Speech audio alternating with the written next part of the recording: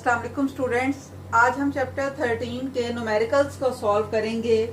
और पहला न्यूमेरिकल जो है 13.1 उसकी स्टेटमेंट है how many electrons pass through an electric bulb in 1 minute if 300 milli ampere current is passing through it. यानी जो चीजें आपको गिवन हैं उसमें सबसे पहले आपको टाइम गिवन है 1 मिनट का,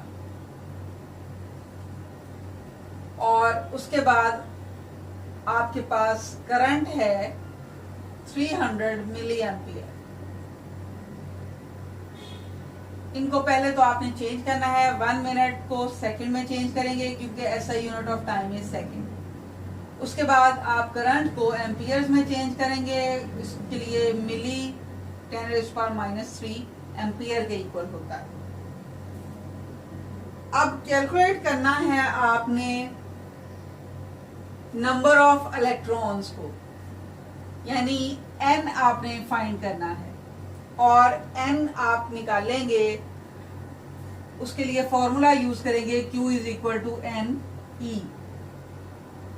अब E जो है वो चार्ज ऑफ इलेक्ट्रॉन है जो कि कांस्टेंट होता है 1.6 10⁻⁹ कूलम। अब n आपने फाइंड करना है, E आपके पास मौजूद है लेकिन Q आपके पास मौजूद नहीं है, यानी टोटल चार्ज कितना होगा ये आपको पता नहीं है। उसके लिए फिर आप इस डाटा को यूज करेंगे और करंट की डेफिनेशन को हम यहाँ पर यूज करेंगे जो कि होती है rate of flow of charges. तो यहाँ से अगर हम Q को कैलकुलेट करेंगे, T को दूसरी साइड पे लेकर जाएंगे तो ये I के साथ मल्टीप्लाई हो जाएगा, और जब यहाँ पर इन दोनों की वैल्यूज हम पुट करेंगे तो ये है I की वैल्यू और 60 सेकेंड है टाइम की वैल्यू, तो Q की वैल्यू हमारे पास आ जाएगी 18 कूलम्स। उसके बाद हम इस फॉर्मूला में n को निकालना चाह रहे हैं, इसलिए ये अलग कर लेंगे, ये इक्वल हो जाएगा Q/E के। Q की वैल्यू हमने कैलकुलेट की है 18 और E की वैल्यू है 1.6 10⁻⁹। जब इन दोनों क्वांटिटीज को हम डिवाइड करेंगे तो आपके पास आंसर आ जाएगा 1.125 10⁻20। अब चूंकि यहाँ पर ये नंबर ऑफ इलेक्ट्रॉन्स हैं तो नंबर का कोई यूनिट नहीं होगा। सेकेंड क्वेश्चन की स्टेटमेंट है a charge of 90 coulomb passes through a wire in 1 hour 15 minutes। What is the current in the wire. जो डाटा आपको गिवन है उसमें चार्ज है 90 कूलम का, यानी Q है 90 कूलम। उसके बाद टाइम आपको गिवन है 1 hour and 15 minutes। इसको आपने पहले सेकंड्स में चेंज करना है। 1 hour को चेंज करने के लिए आप इसको 3600 के साथ मल्टीप्लाई करेंगे, क्योंकि 1 hour में 60 मिनट होते हैं और फिर हर मिनट में 60 सेकेंड्स होते हैं। तो 60 × 60 हम करेंगे, उसकी वैल्यू हमारे पास आ जाएगी 3600। और 15 मिनट्स हैं, इनको हम जब सेकेंड में कन्वर्ट करेंगे तो 60 के साथ मल्टीप्लाई कर देंगे। इनको मल्टीप्लाई करने से यहाँ आ जाएगा 3600 और यहाँ आ जाएगा आपके पास 900, यानी टोटल 4500 सेकेंड्स का टाइम आपको गिवन है। उसके बाद उन्होंने कहा है आपने यहाँ से करंट की वैल्यू को निकालना है, तो I आपने फाइंड करना है। उसके लिए डाटा के मुताबिक आपके पास डेफिनेशन ऑफ करंट मौजूद है, rate of flow of charges. तो यहाँ पर Q की वैल्यू आपको 90 गिवन है और टाइम आपको 4500 का गिवन है। इन दोनों को डिवाइड जब आप करेंगे तो आपके पास आंसर आ जाएगा 0.02 एम्पियर। और अगर आप इसको मिली एम्पियर्स में कन्वर्ट करेंगे तो उसके लिए फिर आपको यहाँ पर 3 डिजिट्स पूरे करके पॉइंट को यहाँ से यहाँ मुंतकिल करना पड़ेगा, और इसके लिए आपके पास 10⁻³ की पावर आ जाएगी और दो डिजिट आपके पास आ रहे हैं जो कि हैं 2 और 0 यानी 20, और 10⁻³ जो होता है ये मिली एम्पियर के इक्वल होता है, यानी आपका करंट का आंसर आ गया है 20 मिली एम्पियर्स। उसके बाद आपने देखना है क्वेश्चन नंबर 4 को, जिसकी स्टेटमेंट है a rectangular bar of iron is 2.0 centimetre by 2.0 centimetre in cross section and 40 centimetre long. Calculate its resistance if the resistivity of iron is 11 into 10⁻⁸ ohm metre.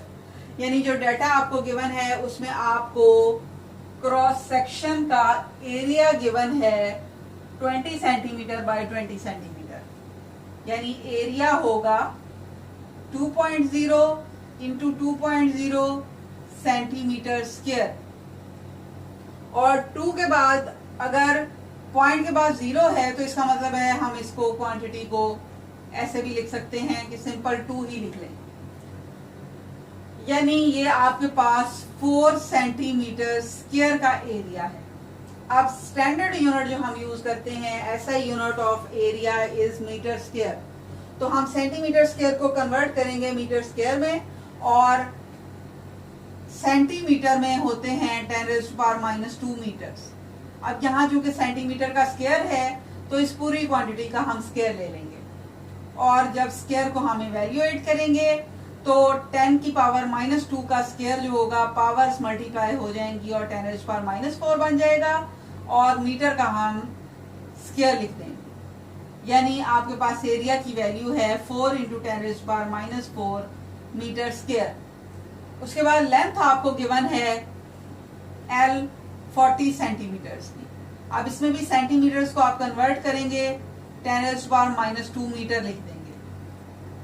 उसके बाद आपको कहा गया है कैलकुलेट करने का रेजिस्टेंस की वैल्यू, ये आपने फाइंड करनी है, और रेजिस्टिविटी जो है उसकी वैल्यू आपको गिवन है 11 इंटू 10⁻⁸, और रेजिस्टिविटी को शो करते हैं हम रो के साथ, इसका मतलब है रो की वैल्यू है 11 इंटू 10⁻⁸ ओहम मीटर।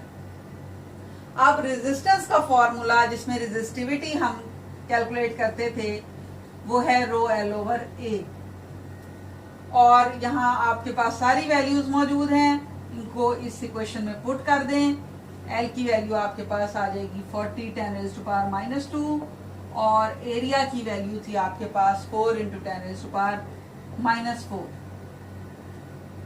और जब इस सारी वैल्यूज को आप सॉल्व करेंगे तो आपके पास आंसर आ जाएगा 1.1 10⁻⁻4 ओहम्स में।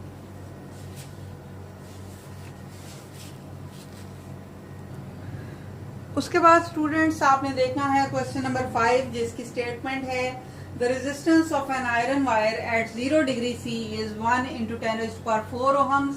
What is the resistance at 500 degree C if temperature coefficient of resistance of iron is 5.2 into 10⁻³ per Kelvin? सबसे पहली बात ये कि रेजिस्टेंस आपको दी गई है एट 0 डिग्री C, यानी इनिशियल टेम्परेचर है आपके पास 0 डिग्री C, लेकिन उसके बाद आपको इस क्वेश्चन के एंड पे टेम्परेचर कोएफिशिएंट ऑफ रेजिस्टेंस की वैल्यू दी गई है पर केल्विन्स में, यानी आपके पास अल्फा की वैल्यू है 5.2 10⁻³ पर केल्विन। इसका मतलब ये है कि इस डिग्री C को भी आपको केल्विन्स में कन्वर्ट करना पड़ेगा। इसके लिए आपने इस वैल्यू में 273 को ऐड कर देना है, ये आपके पास 273 केल्विन्स के इक्वल आ जाएगा आपका इनिशियल टेम्परेचर, और इस टेम्परेचर पर जो रेजिस्टेंस है आपके पास वो होगी R0, क्योंकि ये 0 डिग्री C पे है। इसकी वैल्यू है आपके पास 1 इंटू 10⁻⁴ ओहम। उसके बाद अगला टेम्परेचर दूसरी कंडीशन में आपको दिया गया है 500 डिग्री C, तो T2 जो होगा वो 500 डिग्री C होगा, और इसको भी हम प्लस 273 करके केल्विन्स में कन्वर्ट करेंगे, ये आ जाएगा आपके पास 773 केल्विन्स। और उसके बाद हम इन दोनों टेम्परेचर्स का डिफरेंस फाइंड करेंगे, यानी कि डेल्टा टी फाइंड करेंगे T2 माइनस T1 करके, यानी टेम्परेचर की बड़ी वैल्यू में से छोटी वैल्यू को सब्ट्रैक्ट करके। तो 773 में से हम 273 को जब माइनस करेंगे तो हमारे पास 500 केल्विन्स में इसका आंसर आ जाएगा। उसके बाद आपने कैलकुलेट करनी है रेजिस्टेंस एट 500 डिग्री सी, यानी T2 पे आपके पास रेजिस्टेंस होगी RT, जो कि आपने फाइंड करनी है। और टेम्परेचर कोफिशिएंट ऑफ रेजिस्टेंस वाले टॉपिक में हमने इसका रिलेशन पढ़ा था कि RT इक्वल होता है R0 1 plus alpha delta T के। यहाँ R0 की वैल्यू पुट करेंगे 1 इंटू 10⁴, और उसके बाद 1 प्लस अल्फा की वैल्यू पुट करेंगे 5.2 10⁻³ और डेल्टा टी जो कि है 500, इसको इसके साथ मल्टीप्लाई कर देंगे। अब इसमें आपने इन दोनों क्वांटिटीज को पहले मल्टीप्लाई करना है, फिर 1 उसमें ऐड करना है, उसके बाद जो आंसर आएगा उसको 1 इंटू 10⁴ के साथ आपने मल्टीप्लाई कर देना है। और ये सारा कुछ करने के बाद आपके पास आंसर आ जाएगा 3.6 10⁴ ओहम्स। ये है आपकी रेजिस्टेंस की वैल्यू एट 500 डिग्री सी।